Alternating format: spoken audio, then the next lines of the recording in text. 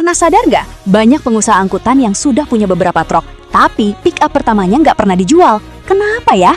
Ternyata alasannya bukan cuma karena harga jualnya murah. Buat banyak pengusaha, mobil pertama itu adalah saksi perjuangan.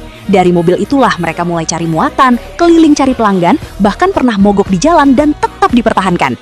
Sekarang mungkin armadanya sudah bertambah, ada Colt Diesel, Fuso, bahkan tractor head. Tapi pick up pertama tetap disimpan di garasi. Bukan karena nggak laku, tapi karena nilainya sudah bukan soal uang. Mobil itu jadi pengingat kalau bisnis besar yang dimiliki hari ini berawal dari satu kendaraan sederhana. Kalau kamu jadi pengusaha, mobil pertama bakal kamu simpan sebagai saksi perjuangan atau kamu jual buat nambah modal? Tulis alasannya di kolom komentar.